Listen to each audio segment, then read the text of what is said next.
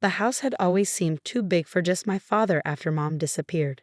3 stories of Victorian architecture, with wraparound porches and those distinctive gables that made it look like something from a Gothic novel. When Dad announced he was giving it to us as a wedding gift, I was surprised. He'd always been protective of the place, especially the master bedroom, which had remained locked since that summer in '87. "It's time," he'd said, pressing the old brass key into my palm. "The house needs young blood. New memories." Mark was thrilled. My architect husband saw past the peeling wallpaper and creaking floors to the home's good bones. He spent our first week of marriage drafting renovation plans, excited about exposing the original hardwood and updating the ancient wiring. "We'll start with our bedroom," he declared, rolling out blueprints on the dining room table. "That wallpaper has to be from the '70s. I didn't tell him it was actually from 1986, Mom's last project before she vanished. The first week of renovation went smoothly. Mark took time off from his firm to work on the house, and I split my time between unpacking and my job at the local library. The rhythm of hammers and the scent of sawdust became familiar companions. Then came the day Mark broke through the first wall. I was cataloging books when my phone buzzed. Mark's text was brief. "Come home. Now." I found him in what would be our bedroom, covered in plaster dust, holding a yellowed envelope. The wall behind him gaped open, revealing the dark space between the studs. "I found this," he said, handing me the letter. "There's more." My hands trembled as I read the words written in my mother's familiar script. "Helen, if you're reading this, I'm already dead. Whatever you do, don't let them back into the house. The walls aren't hollow, they never were. I should have told you sooner, but they wouldn't let me. Your father thinks he's protecting us, but he doesn't understand what they want. What they've always wanted. There are dozens more," Mark said quietly. "All from your mother, all hidden in the walls." I sank to the floor, dust coating my work clothes. "What else do they say?" Mark sat beside me, pulling out more envelopes. "They're dated. This one's from May 1987, 3 months before she left." I opened it carefully. "They're getting stronger. I hear them at night, scratching, moving between the walls like shadows with teeth. Your father says I'm imagining things, that the medication will help. But the pills just make it harder to stay awake. And we have to stay awake, Helen. They hunt in our dreams." "This has to be some kind of joke," Mark said, but his voice lacked conviction. "Maybe she was sick. You said she had depression." "That's what Dad told everyone." I stood up, moving to the open wall. "After she disappeared, he had her committed. Said she had a breakdown, gone to a facility upstate. But there was never any paperwork, no records." Mark joined me at the wall, shining his phone's flashlight into the gap. The beam caught something that glinted dully. "There's something else in there." He reached in, grunting with effort, and pulled out a small tin box, the kind Mom used to keep her jewelry in. Inside was a key I'd never seen before, heavy and ornate, and another note. The basement door. The real one, behind the shelves. They came from there first, scratching their way up through the house like rats in the walls. "But they're not rats, Helen. They were never rats." "What basement door?" Mark asked. "I've only seen the one to the coal cellar." My throat went dry.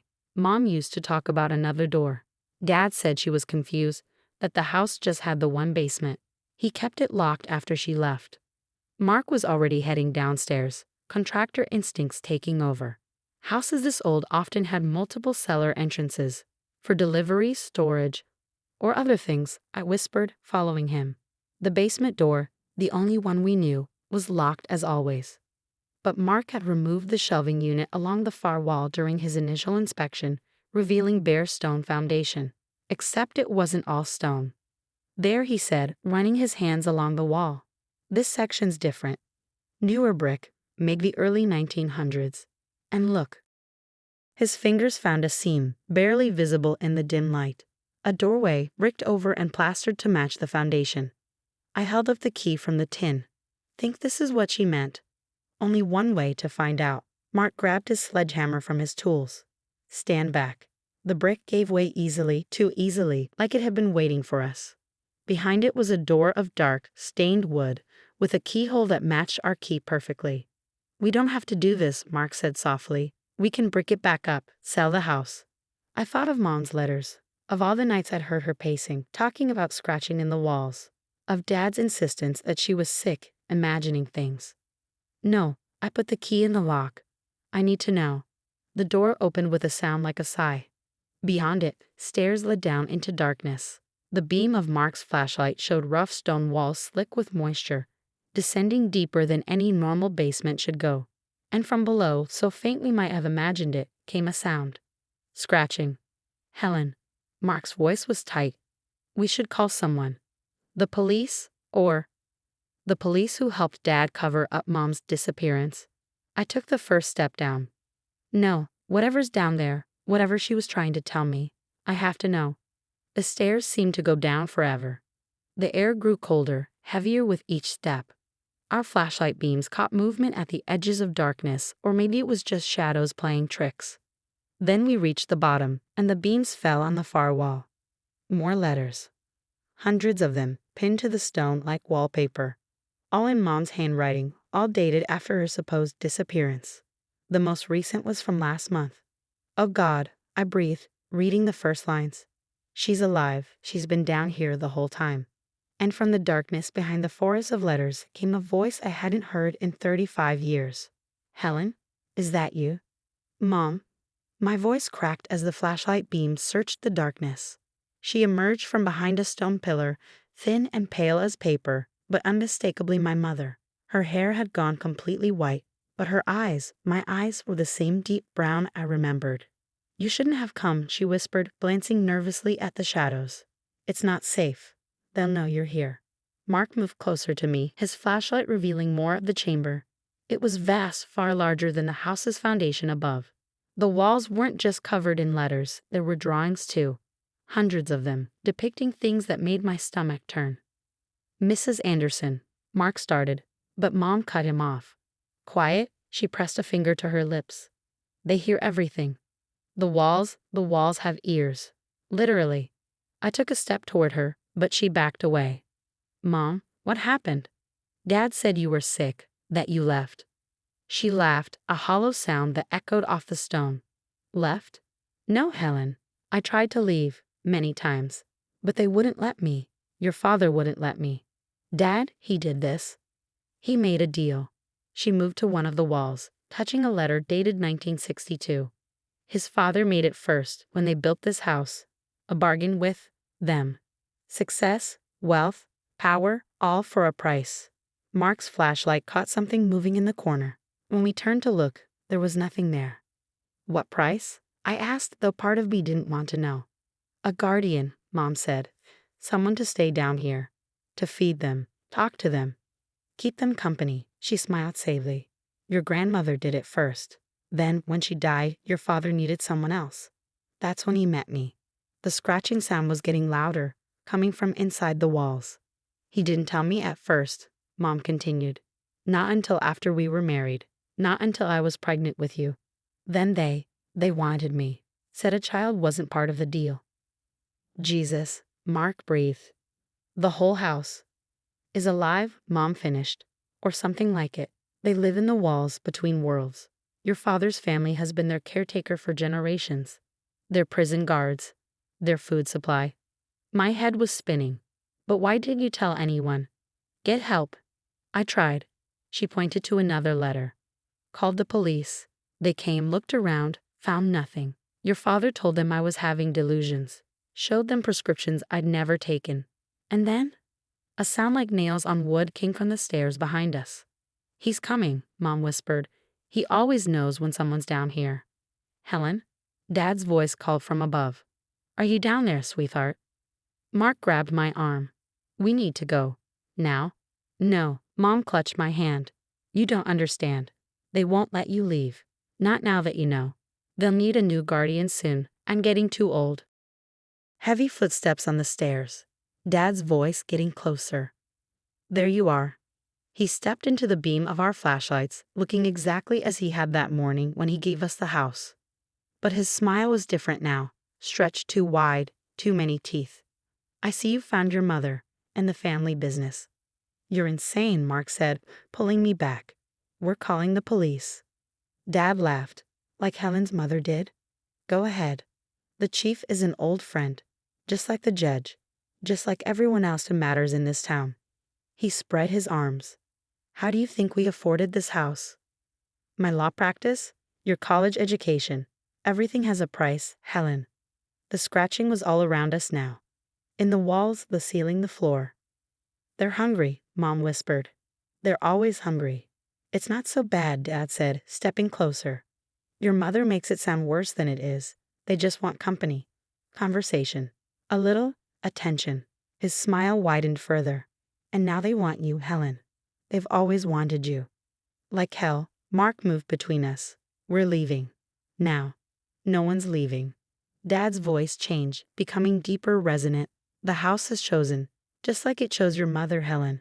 Just like it chose your grandmother. The shadows behind him were moving, taking shapes that hurt my eyes to look at. Run. Mom suddenly shoved us toward a darker corner of the chamber. The servants' tunnel. Behind the shelf. We ran. Behind us, Dad's laugh became something inhuman. The scratching turned to screeching and the shadows. The shadows came alive. Mom slammed a hidden door behind us, sealing off the nightmare. We were in a narrow tunnel, barely wide enough for one person. Where does this go? Mark gasped as we ran. The woods, Mom panted. 1/2 mile. I found it years ago, but I couldn't leave. They would have just found someone else. Found you, Helen.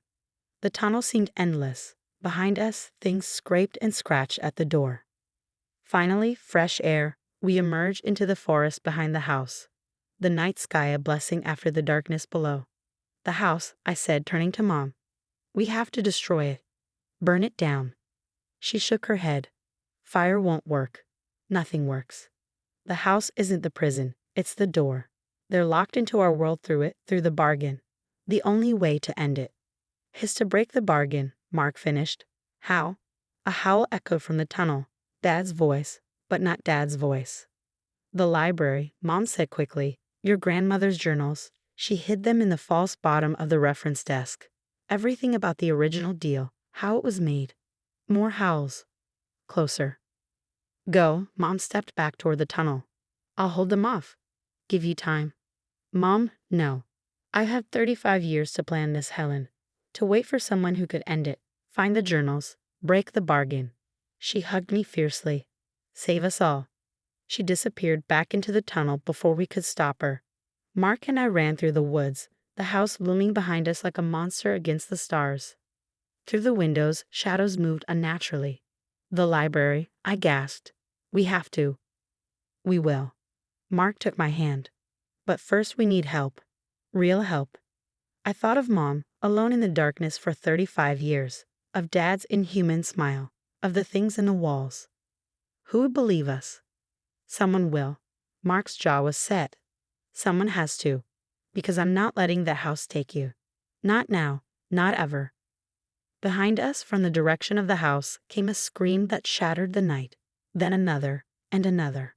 The bargain was calling, and we were running out of time.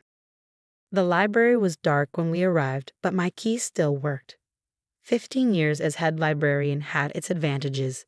Inside, the old building smelled of books and brass polish, normal, safe smells that seemed impossible after what we'd witnessed. Reference desk, I said, moving through the shadows. It's been here since 1902, same as the house. The massive oak desk was a fortress of drawers and cubbyholes. I'd worked at it for years, never knowing what lay beneath its polished surface. Never knowing my grandmother had hidden the truth there, waiting for someone to find it. How do we find the false bottom? Mark examined the desk with his architect's eye. This thing's built like a tank. My flashlight beam caught something, tiny scratches around one drawer. Not the frenzied marks from the house, but deliberate. Letters. Here. I traced them with my finger. It's a name. Elizabeth Anderson. Your grandmother?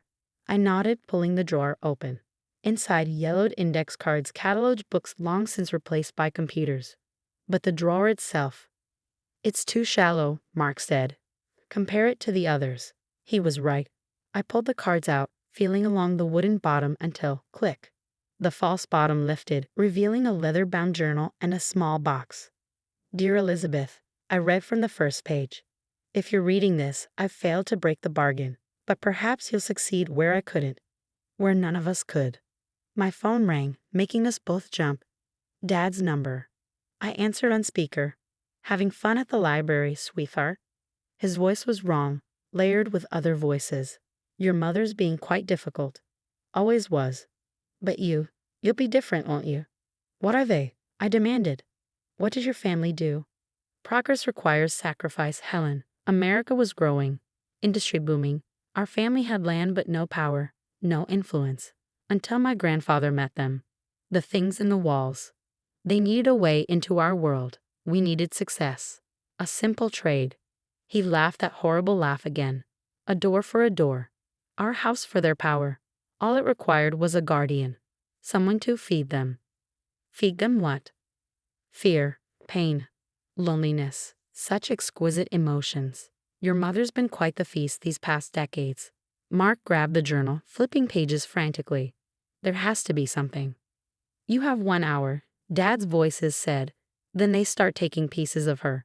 Small pieces at first. Come home, Helen. Accept your inheritance. The line went dead. Here. Mark pointed to a page. Your great-grandfather didn't just make a deal. He performed a ritual. Blood magic. I read quickly. The bargain must be sealed with the blood of the family, renewed with each generation. The house is the door, the guardian the key, but every door has a weakness. The foundation stones, Mark continued reading. 13 stones, 13 marks. Break the circle. Break the bargain. I finished. Something scratched at the library windows. Shadows moved against the streetlights. They're coming. I grabbed the journal and box. We need weapons, something to break stone. Mark was already moving. Hardware store, 3 blocks, then the house. We ran through empty streets, the shadows following. The hardware store's alarm blared as Mark broke the glass. But we didn't care. Sledgehammers, chisels, crowbars, anything that might break through stone. The house was waiting when we returned. Every window blazing with sickly light, shadows writhing behind the glass. Dad stood on the porch, but he wasn't Dad anymore. His skin rippled like water, his smile impossibly wide. Welcome home, the thing wearing my father said. Mum's scream echoed from below. We ran. Not away this time, straight at the house. Mark's shoulder took the door off its hinges. The shadows reached for us but couldn't quite touch us. The journal had mentioned that they needed the guardian's permission to physically harm anyone of the bloodline. Down the basement stairs. Through the brick door that now gaped open like a wound. Mom lay in the center of the chamber, pale but alive. The shadows circled her like hungry wolves. The stones. I shouted to Mark. Look for marks. There, carved symbols on the foundation stones. 13 of them, forming a perfect circle around the chamber. How touching. Dad's thing stood at the top of the stairs. A rescue attempt. But you're too late. The bargain must be renewed tonight. Your mother's strength is almost gone. I lifted the sledgehammer.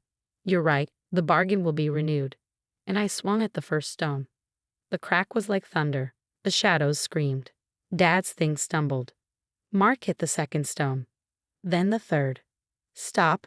Dad's voice mixed with inhuman shrieks. You'll doom us all.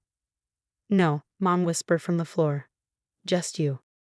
I helped her up as Mark broke the 7th stone, then the 8th. The shadows were going crazy, swirling like a tornado of darkness. Dad's thing charged down the stairs, its form shifting grotesquely, but with each broken stone, it moved slower. 11, 12. Helen, it begged with my father's voice. Please, we can share the power. Together. I met its eyes, my father's eyes, but with something else looking through them. Goodbye, Dad. The 13th stone shattered. Light exploded through the chamber. The shadows screamed one final time, and Dad's body collapsed like a puppet with cut strings. The walls themselves seemed to groan. Run. Mom pulled us toward the stairs. We barely made it out before the house imploded, collapsing in on itself like it was being swallowed by something vast and hungry. When the dust settled, nothing remained but a crater. Is it over? I asked Mom. She smiled, her first real smile in 35 years. The door is closed. They're gone. Mark held me close as we watched the sunrise. Sometimes inheritances are better left unclaimed, and sometimes the only way to honor family is to break the chains they forged.